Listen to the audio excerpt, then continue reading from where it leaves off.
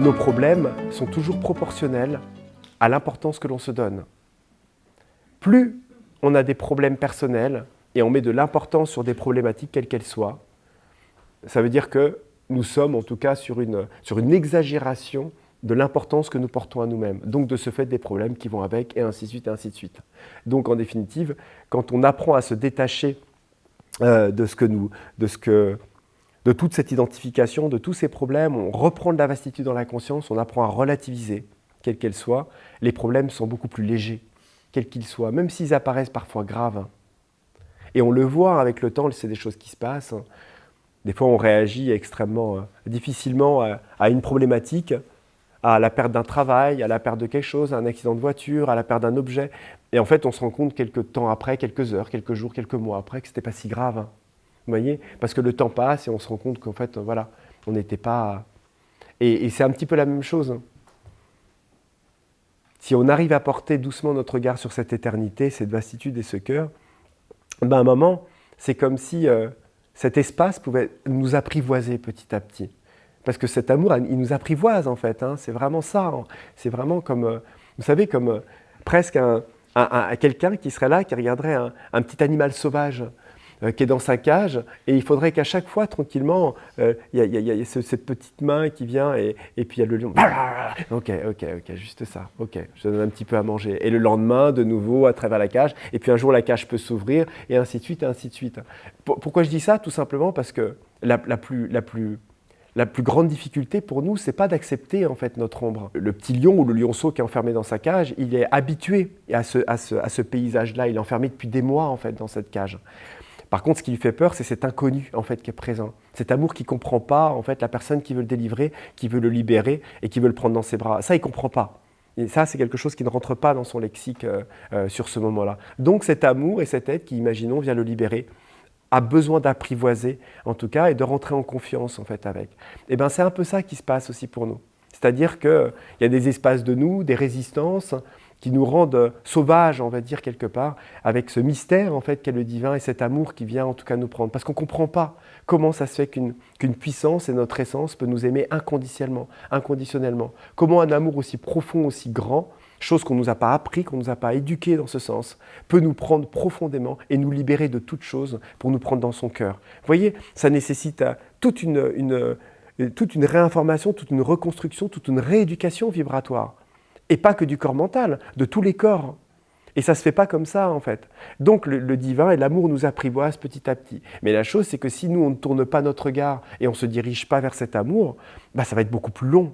Ça va se faire, mais ça va se faire de manière beaucoup plus longue. Donc c'est quelque chose qui doit se faire vraiment petit à petit. Je vais dire ça comme ça, c'est une phrase qui est bien, cette phrase-là, je trouve, c'est « La vie, elle est simple, mais elle n'est pas facile ». Donc, il faut vraiment se rappeler ça, en fait, dans la chose, c'est que malgré toutes les techniques qu'on a vues, tout ce qu'on a vu ensemble, la seule et vraie méthode, et en tout cas, et toutes les techniques que nous utilisons, c'est pour porter au mieux, être le meilleur instrument et l'outil de notre propre illumination et transformation, en fait, c'est tout. C'est juste ça. Et qui peut faire cette transformation? Il n'y a que le divin. Il n'y a que le divin qui peut aimer, de toute façon. Ce n'est pas nous qui aimons.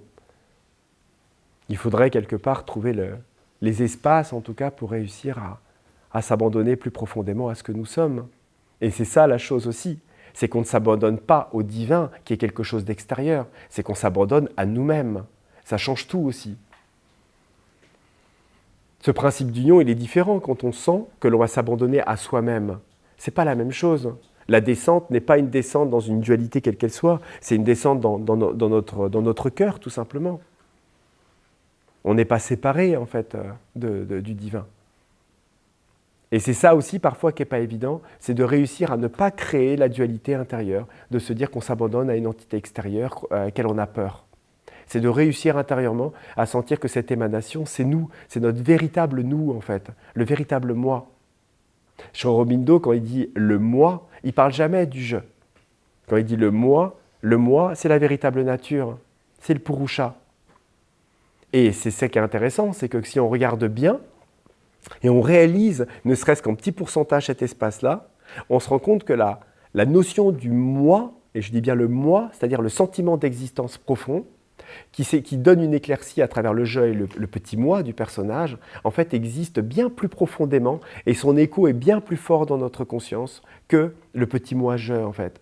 Le petit moi je, il récupère cette notion d'existence, ce sentiment d'existence profond, cette plénitude d'être, il le récupère, il le limite, mais il le rend plus dense en tout cas, et il le ramène au corps. Et en fait, quand on réalise, ne serait-ce qu'un petit peu en fait, notre nature véritable, on réalise qu'en fait, ce sentiment d'être, on le connaît, il est toujours là en fait, il a toujours été là. C'est pour ça que ce n'est pas une découverte fondamentale extraordinaire, c'est juste une révélation de quelque chose que nous n'avions pas forcément vu. Comme quelqu'un qui a ses lunettes depuis des jours et qui cherche ses lunettes, alors qu'il les a en fait. Mais le fait que d'un seul coup il voit qu'il a ses lunettes, il ne les cherche plus et ailleurs enfin il réalise qu'il avait ses lunettes et que c'est comme ça en fait qu'il voit la vie, grâce à ses lunettes. Bon, l'analogie est ce qu'elle est. Hein ? Mais vous voyez ce que je veux dire, c'est que c'est extraordinaire parce que forcément c'est une révélation, mais ça ne l'est pas parce que nous savons tous ce que c'est.